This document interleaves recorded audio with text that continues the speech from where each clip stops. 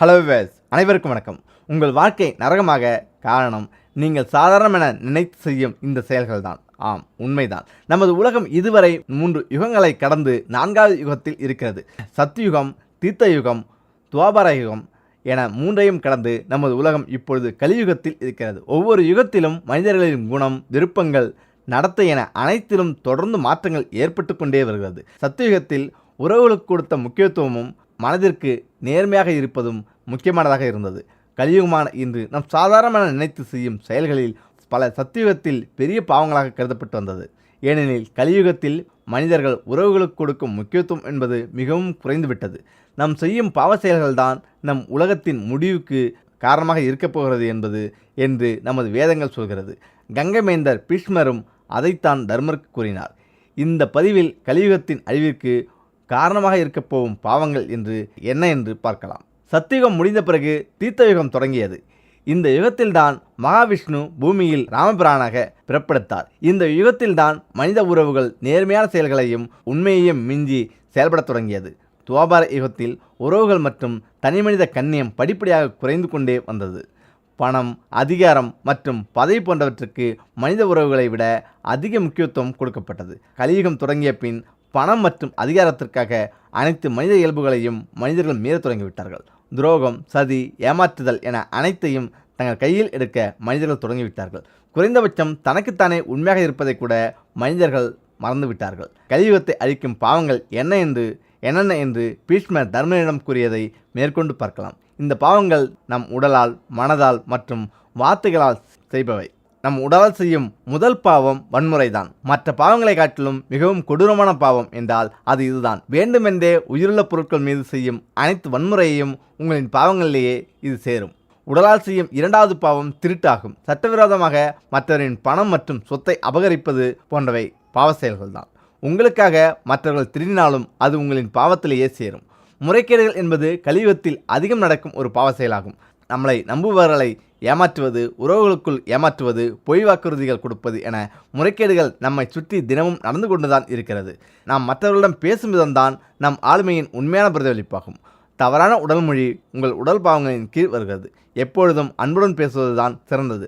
உங்களின் உடல்மொழி உங்களின் எண்ணங்களையும் வளர்ப்பையும் வெளிப்படுத்தும். விஷயங்களை ஆராயாமல் அறிவின்றி பேசுவது கூட ஒரு விதத்தில் பாவம்தான். மற்றவர்களுடன் விவாதிக்கும் முன் அதை பற்றி நீங்கள் முழுமையாக தெரிந்து கொண்டு அதன் பின் விவாதத்தில் ஈடுபடவும். மகாபாரதத்தில் கூறப்பட்டுள்ளபடி வயதில் மூத்தவர்களை அவமதிப்பது என்பது மரணத்திற்கு சமமானதாகும்.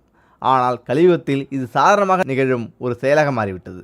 பீஷ்மரை அவமதித்த துரியோதனன் நிலைமை என்னவாயிற்று என்பதை நாம் நன்கறிவோம். அதே நிலைதான் வயதில் மூத்தவர்களை அவமதிக்கும் அனைவருக்கும். பொய் கூறுவது என்பது உங்களுடைய குணத்தை மட்டும் காட்டுவதில்லை, அதனுடன் உங்களுக்கு பிரச்சனைகளையும் சேர்த்தே ஏற்படுத்தும். பொய்கள் கூறுவது உங்கள் ஆன்மாவை காயப்படுத்தும் என்றாலும் உங்களை நரகத்துக்கு அழைத்து செல்லவும் வழிவகுக்கும். வேண்டுமென்றே ஒருவரை கடுஞ்சொற்களால் காயப்படுத்துவதும் பாவம்தான். மற்றவர்களை பற்றிய தவறான விஷயங்களை மட்டும் சிந்திப்பதே தவறான செயல்தான். மன ரீதியாக காயப்படுத்துவது என்பது உடல் ரீதியாக காயப்படுத்துவதை விட கொடுமையானது. சரி, கலியுகம். யார் இந்த கலி? கலியின் புருஷன் யார் என்பதை குறித்தோ அல்லது கலி என்றால் என்ன என்றோ புராணங்களில் தெளிவாக கூறப்படவில்லை. அவற்றில் கலிகாலம் என்பது என்ன என்பதை குறித்தே கூறப்பட்டுள்ளது. ஸ்ரீமத் பாகவத புராணத்திலும் இன்னும் சில நூல்களிலும் மட்டுமே கலிமனிதனின் உருவை பற்றி கூறப்பட்டுள்ளது. நாய் போன்ற முகத்தில் நீண்ட மூக்கை கொண்டு அகோரமான பற்களை காட்டியபடி மூக்கை துளைக்கும் அளவிலான பல்லும் கொண்டபடி இருக்கும். கலிபுருஷன் நீண்ட புதர் போன்ற கூந்தலை கொண்டவர். இடுப்பில் சிவப்பு நிற உடை உடுத்தி தங்க நிற ஆடைகளையும் அணிந்த கோலத்தில் உள்ளவர். நீண்ட நாக்கும் அகோரமான முகம் கொண்டவர். ஆன்மீக பார்வையில் கலி என்பது ஒரு இருண்ட காலநிலையை குறிக்கும் சொல்லாகும். மற்றபடி கலி என்றால் தோஷம், சண்டை, வாதம் என்ற பல பொருள் உண்டு. கலியின் யுகம் என்பது பாவம் செய்தவர்களின் பூமியாக, தீய ஆதிக்கம் நிறைந்த, நேர்மையற்ற மற்றும் குழப்பமிக்க பூமியாக இருக்கும் என்பதனால் கலியுகம் என்ற பட்டப்பெயரை பெற்றது. சில நூல்கள்படி கலி என்பவர் பெண் என்று கூற, இன்னும் சிலர் ஆண் என்றும் கூறுகிறார்கள். ஆனால் கலிபுருஷன் அசுரர் மற்றும் ரஷகுணங்களை கொண்டவர் என்றும், கிருஷ்ண பகவான் மறையும் முன் தோன்றிய அவள் அல்லது அவன் வாழ்க்கை இந்த பூமியில் ஒரு பரிதாபமான நிலையில் இருக்கும் என்று சாபம் பெற்றதனால் கலியுகம் பேரழிவை கொண்டதாக இருக்கும் என்பது தெரிந்தது. கிராமங்களில் கூறப்படும் புராண கதைப்படி கலி என்பது அவளோ அல்லது அவனோ அல்ல, ஒரு தேவகணமும் அல்ல, ஒரு அரக்கனும் அல்ல, ஆனால் ஒரு கண்ணுக்கு தெரியாத பேகன் என்பவர் என்கிறார்கள். பேகன் எனப்படும் அந்த உருவத்திற்கு எந்த ஒரு குறிப்பிட்ட மதமும் இல்லை. பேகன்கள் எனப்படுபவர் பண்டைய மதங்களை பின்பற்றுபவர், பல தெய்வங்களையும் வணங்குபவர். கலி என்பவர் சிற்றின்ப ஆசைகள் மற்றும் பொருட்கள் மீது நாட்டம் கொண்டவர். அவருக்கு பிடித்தது பகடை போன்ற சூதாட்டம், விபச்சாரிகள், தங்க வியாபாரிகளுடன் கூடி மகிழ்வது போன்ற செயல்களில் நாட்டம் கொண்டவர். அனைத்து எதிர்மறைகளின் ஆளுமை வடிவமே கலி என்பவர் ஆகும். அவர் கோபம் மற்றும் ஹிம்சை என்னும் அரக்கர்களுக்கு பிறந்தவர். அவர் தனது குழுவினருடன் சேர்ந்து மக்களிடையே மதசார்பற்ற மனநிலையை உருவாக்குகிறார். இதனால் இந்த கலியுகத்தில் ஜாதி, மதம், ஏழை, பணக்காரர் போன்ற என்ற பாகுபாடும் இன்றி அனைவரையும் தம் பிடியில் கொண்டு வந்து அனைவரது வாழ்க்கையையும் பல வழிகளிலும் சீரழிக்கிறார். கலியனுக்கு இவ்வளவு அதிகாரத்தை கொடுத்தது யார் என்ற கேள்வி எழலாம். அதை விளக்கும் கதை ஒன்று உள்ளது. ஒருமுறை அர்ஜுனனின் பேரனான பரிஷத் என்ற மன்னன் சென்று கொண்டிருந்த போது கலியினால் துன்புறுத்தப்பட்ட பசுவை கண்டதும் அந்த பசுவை பாதுகாக்க எண்ணி உடனடியாக அங்கு சென்று கலியுடன் யுத்தம் செய்து கலியை அடக்கினான். யுத்த முடிவில் கலியனை கொல்லப்போன போது கலியன் மன்னன் பரசித்திடம் சரணடைந்து கெஞ்சினான். சரணடைந்தவர்களை கொல்லக்கூடாது என்ற தர்ம நியதியை மீறாதவர் மன்னன் பரிசித் என்பதனால் கலியிடம் அவன் சூதாட்டம், குடி, விபச்சாரம் மற்றும் விலங்குகளை வதைக்கும் இடங்கள் என 4 இடங்களில் வசிக்க அனுமதித்தார். ஆனால் கலியன் மேலும் எண்ணிக்கொண்டதில் அவனை தங்கமுள்ள இடத்திற்கும் சென்று தங்க அனுமதித்தார். கலியின் உயிரை மரணத்திலிருந்து காப்பாற்ற விதி ஏன் அப்படி ஒரு நிலையை உருவாக்கியது என்றால் 4 யுகங்களின் ஒவ்வொரு 4வது யுகமும் கலியின் பிடியில் இருக்கும். ஒவ்வொரு முறை தோன்றும் அந்த கலியின் யுகத்தில் கலியின் தாக்கத்தை ஒரு முடிவிற்கு கொண்டு வந்து மீண்டும் சத்தியயுகத்தை மலர்ச்சி செய்ய மகாவிஷ்ணு ஒரு அவதாரம் எடுப்பார் என்பதாக பராத்மாவின் தெய்வ நியதி இருந்தது. அதனால்தான் எப்படி அகிலத்திரட்டு நூலில் குரோனி என்னும் அசுரனின் 6 சதைப்பிண்டங்களும் எப்படி அடுத்தடுத்து பிறப்பெடுத்தன என்பது விளக்கப்பட்டுள்ளதோ அதே போலதான் ஒரு கலியுகத்தில் மரணம் அடையும் கலி அதே ராட்சச தீய குணங்களுடன் இருக்குமாறு மீண்டும் மீண்டும் மறுபிறப்பு தரப்படுகிறது. இந்த தெய்வ நியதியும் நமக்கு விளங்காத தெய்வ விளையாட்டாகும். கலியுகத்தில் பிறப்பெடுக்கும் முன் நலதமயந்தி வாழ்ந்த காலத்தில் புஷ்பரா என்னும் மானிட உருவம் எடுத்த கலி அவர்களை வாழவிடாமல் பல கொடுமைகளையும் தீமைகளையும் செய்தார். அடுத்து மகாபாரத யுகத்தில் துரியோதனாக பிறப்பெடுத்து செய்யக்கூடாத தீமைகளை செய்து தான் பின்னிய வலையில் தானே விழுந்து பகவான் கிருஷ்ணன் நடத்திய நாடகத்தில் அழிந்தார் என்பதாக அவரை குறித்து கூறுகிறார்கள். அது மட்டுமல்லாமல் ராவணன் போன்ற முக்கிய அசுரனாகவும் அவர் அவதாரம் எடுத்துள்ளார். மேலும் ஐயாவழி நூலில் கூறப்பட்டுள்ள குரோனியை போன்றவர் ஆகும். கலியுகத்தில் கலியின் தாக்கம் எவ்வாறு இருக்கும் என்பது குறித்து கல்கி புராணத்தில் கீழ்கண்டவாறு கூறப்பட்டுள்ளது. கலியுகத்தில் கலிபுருஷன் அனைத்து மக்களின் மனதையும் தீய எண்ணங்களை கொண்டவர்களாக மாற்றிவிடுவார். கலியுக மக்கள் ஒருவருக்கொருவர் அடிக்கடி சண்டை போட்டுக் கொள்வதையும் சச்சரவுகளை ஏற்படுத்திக் கொள்வதையும் வழக்கமாக கொண்டிருப்பார்கள்.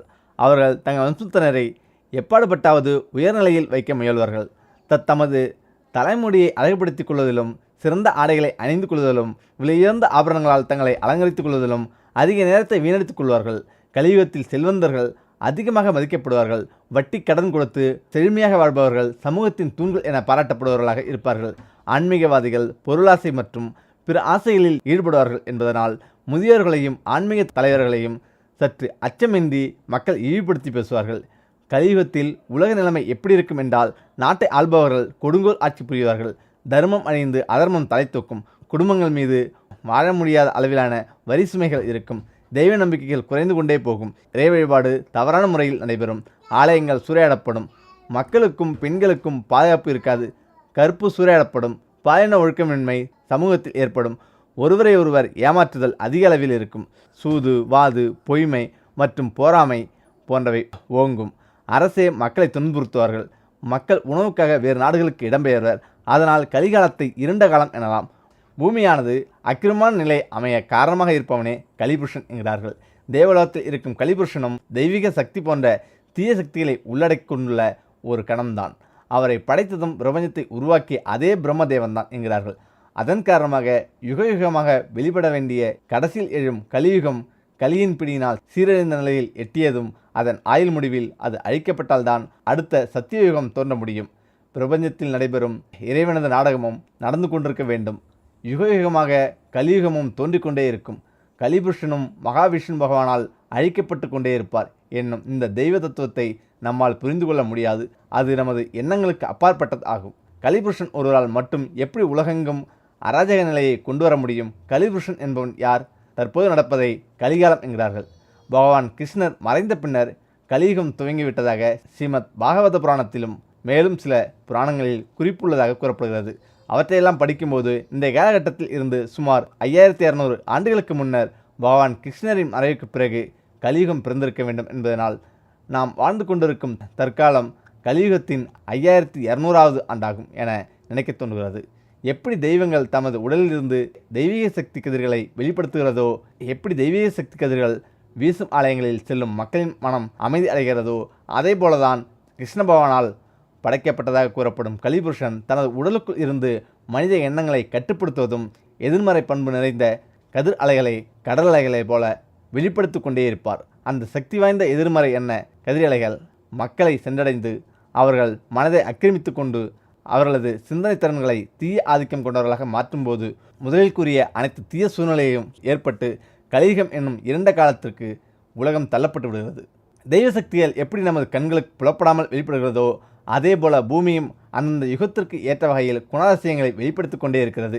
கலியுகத்தில் பூமியினால் வெளிப்படுத்தப்படும் தீய குணாதிசயங்களை கிரகித்து கொள்ளும் மைண்டர்களின் குணாதிசயமும் தீய எண்ணங்களை கொண்டதாக ஆகிவிடுகிறது.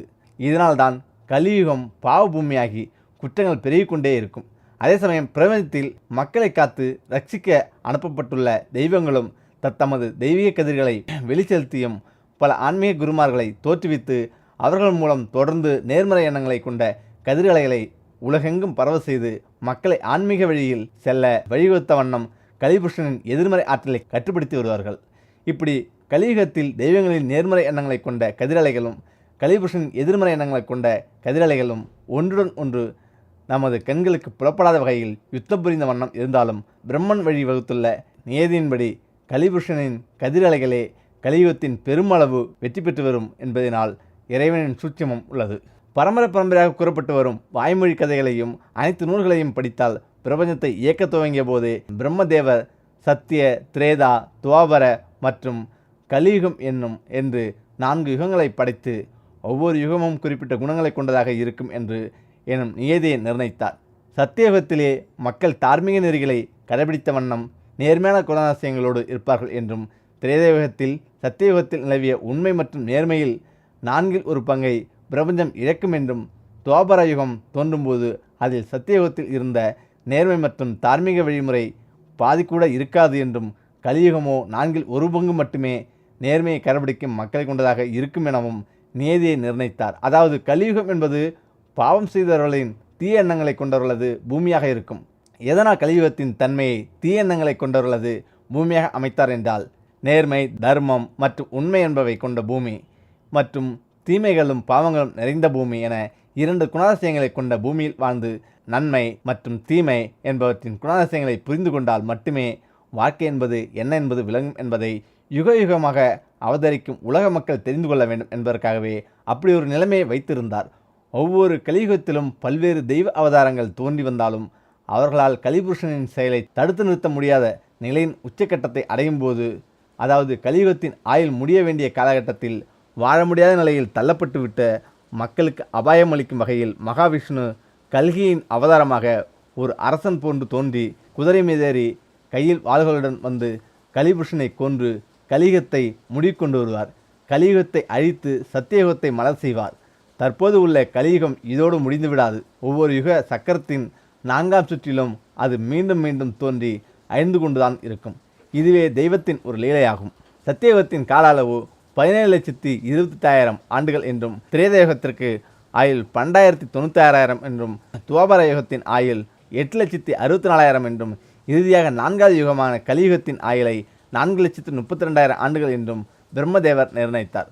அந்த 4 யுகங்களும் சேர்ந்த சுழற்சியை சதுர்யுகம் என்றும், 71 சதுர்யுக சுழற்சியை மன்னந்தர் அல்லது கல்ப என்றும் கூறுகிறார்கள். கல்பந்தத்தில் பரபிரம்மன் படைத்த அதே பிரபஞ்சத்தை அனைத்து படைப்புகள் மற்றும் பிரம்மதேவர் முதல் அனைத்து தெய்வங்களையும் தன்னுள் இழுத்து கொண்டு பிரபஞ்சத்தை அழித்த பின் மீண்டும் ஒரு புதிய பிரபஞ்சத்தை வெளிப்படுத்துகிறார். அதிலும் கலியுகம் என்பது இருக்கும் என்பதாக புராண நூல்கள் விவரிக்கிறது. இப்படியாகவே தான் பிரபஞ்சம் மீண்டும் மீண்டும் தோன்றி மறைந்து கொண்டே உள்ளது.